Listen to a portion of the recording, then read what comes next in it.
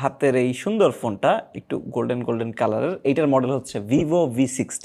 হ্যাঁ, ভিভো V60-র একটা কন্টেন্ট নিয়ে চলে আসছি আমরা। আমার হাতের ইউনিট হচ্ছে আনঅফিসিয়াল, অ্যান্ড ভিভো V60 ফোনটা একটা ব্যালেন্সড ফোন, বেশ ভালো একটা balanced phone, camera centric balanced phone actually এটাকে বলতে পারেন। আমি যদি প্রাইমারি স্পেকগুলো দেখি তাহলে হচ্ছে স্ন্যাপড্রাগন 7 Gen 4 চিপসেট আছে, সো পারফরমেন্স সাইডেও আছে, একদম ফেলে দেয় নাই। ট্রিপল ক্যামেরা সেট আপ আছে প্রপার, টেলিফটো সহ। ব্যাটারির দিকে 6500 mAh ব্যাটারি, বক্সে চার্জার আছে। সো বুঝতে পারতেছেন একটা balanced spec and value offer করতেছে তারা। বাট ভিভোর ক্ষেত্রে কি হয়, প্রাইসিং নিয়ে সমস্যা হয় সেইখানে। হ্যাঁ আছে, টুকটাক ঝামেলা টামেলা আছে এখনও, বাট ভিভো V সিরিজের ফোনগুলো কিন্তু রিসেন্টলি বেশ ভালো করতেছে অ্যান্ড লং টার্ম ভালো সার্ভিস দিয়ে যায়। এই জন্য এইটাকে মোটামুটি আমাদের রিভিউর আওতায় আনা জরুরি বলে মনে হয়েছে। আনঅফিসিয়ালি এটার দামটা বর্তমানে একটু বেশি। আমি কাউকে শুরুতেই কিনা সাজেশন দিতেছি, হয়তো 6 মাস পরে গিয়ে এটা একটা ভালো ডিল হইতে পারে, তখন হয়তো আপনি নিতে পারেন।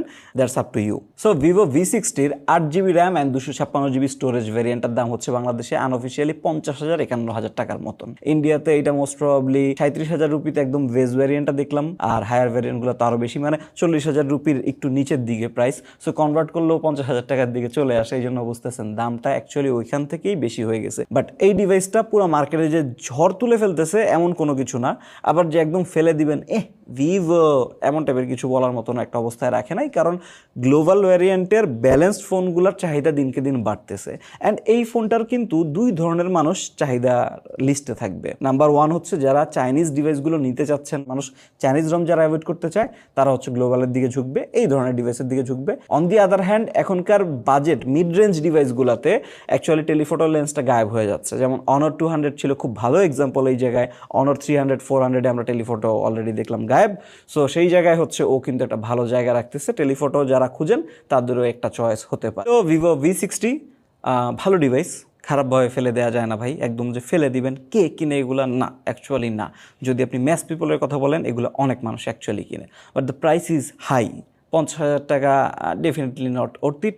45,000 টাকার দিকে গেলে ক্যামেরা সেন্ট্রিক ব্যালেন্সড ফোন হিসেবে আপনি ট্রাই করতে পারেন। অ্যাকচুয়ালি কারেন্ট মার্কেটে যেগুলো আছে camera centric phone, balanced phone, যেমন Samsung A56, Nothing 3A Pro, সেগুলোর সাথে কিন্তু ভালো ফাইট দিবে অ্যান্ড এগিয়ে থাকবে আই বিলিভ এই ফোনটা। বাট প্রাইসের দিক থেকে এটা ডেফিনেটলি একটু উপরের দিকে।